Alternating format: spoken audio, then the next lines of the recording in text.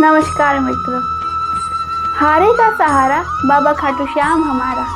मित्रों, आज मैं आपको बर्बरीक की कथा सुनाने वाली हूँ, जो वर्तमान में बाबा खाटू श्याम के नाम से जाने जाते हैं। मित्रों, बर्बरीक भीमपुत्र घटोत्कच और मूल दैत्य की पुत्री मोरवी के पुत्र थे। बर्बरीक बाल्यकाल से ही बड़े बुद्धिमान, शूरवीर और महान योद्धा थे।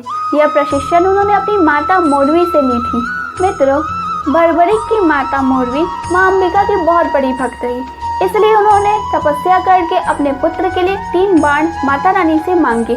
भगवती उन पर प्रसन्न हुई और उन्हें 3 बाण दिया, इसलिए बर्बरीक 3 बाणधारी नाम से भी जाने जाते हैं। मित्रों, वाल्मीकि ऋषि ने उन्हें धनुष भेंट किया था, इसलिए अब उनके पास शक्तिशाली 3 बाण और धनुष था, जो तीनों लोकों में हाहाकार मचाने के लिए पर्याप्त था। मित्रों, जब बर्बरीक बड़े हुए तब महाभारत का युद्ध छिड़ चुका था। बर्बरीक को भी महाभारत के युद्ध में सम्मिलित होने की इच्छा जागी, इसलिए उन्होंने अपनी माता को यह वचन दिया कि जो पक्ष निर्बल असहाय होगा, जो पक्ष हारने की ओर अग्रसर होगा, मैं उस पक्ष से युद्ध लड़ूंगा। ऐसा वचन अपनी मां को देकर बर्बरीक अपने नीले घोड़े पर सवार होकर युद्ध भूमि की ओर निकल पड़े।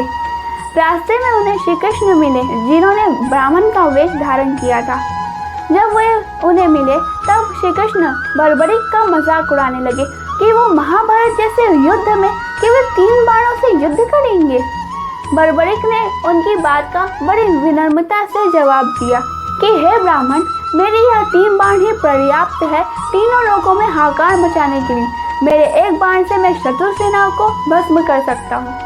तब श्री कृष्ण, जिन्होंने ब्राह्मण का वेश धारण किया था, बर्बरीक को चुनौती दिए कि यदि तुम्हारे बाणों में इतना ही साहस है तो तुम इस पीपल के पत्तों को छीन डालो, जो कि हमारे सर के ऊपर है। बर्बरीक ने अपनी तुरही से एक बाण निकाला और मां का स्मरण कर कर वह बाण चला दिया।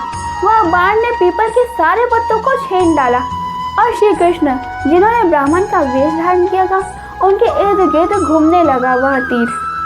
तब बर्बरीक ने ब्राह्मण से कहा कि आप अपना पैर हटा लीजिए, शायद एक पत्ता आपके पैर के नीचे दबा हुआ है, इसलिए यह तीर आपके इर्द गिर्द घूम रहा है।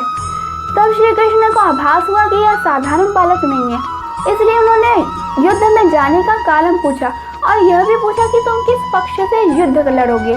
तब बर्बरीक ने कहा कि जो पक्ष निर्बल असहाय होगा, जो हारने की ओर अग्रसर होगा, मैं उसी पक्ष से लड़ूंगा।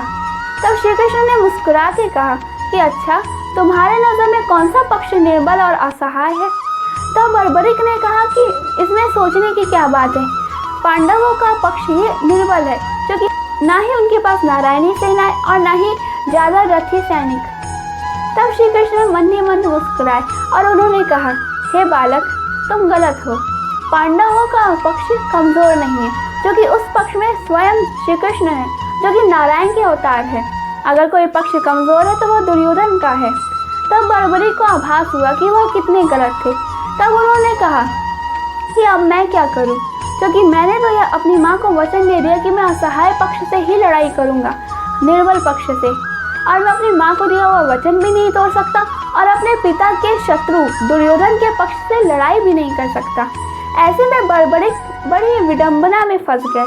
तब श्री कृष्ण, जो कि ब्राह्मण का वेश धारण किए थे, वे अपने असली रूप में अवतरित हो गए और उन्होंने बर्बरीक से कहा कि तुम अपना शीश मुझे भेंट कर दो, तुम मुझे वह शीश दान कर दो। तब बर्बरीक ने श्री कृष्ण को कहा कि मैं अपना शीश तो भेंट कर दूंगा, परंतु मुझे आपका विराट स्वरूप देखने की इच्छा है। श्री कृष्ण ने बर्बरीक की इच्छा पूर्ण की और अपना विराट स्वरूप दिखाया। तब प्रभु के विराट स्वरूप के दर्शन करने के पश्चात बर्बरीक ने अपना शीश काट कर तुरंत ही प्रभु के चरणों में समर्पित कर दिया और प्रभु से यह इच्छा जाहिर की कि मैं महाभारत का युद्ध जितने भी दिन चले वह देखना चाहता हूँ।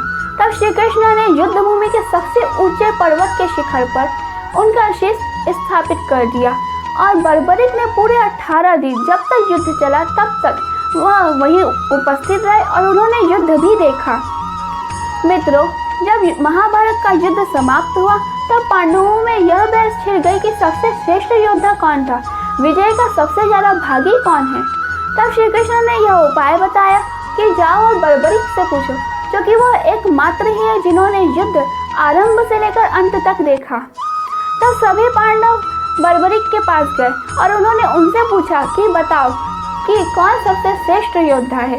तब बर्बरिक ने बड़े आदर के साथ कहा कि मुझे तो युद्ध में केवल श्री कृष्ण का सुदर्शन चक्र ही चलता हुआ दिख रहा था और माता द्रौपदी खून का प्याला पी रही थी। सुदर्शन चक्र चल रहा था, माता प्याला पी रही थी, इसके अलावा मुझे और कुछ भी नहीं दिखा।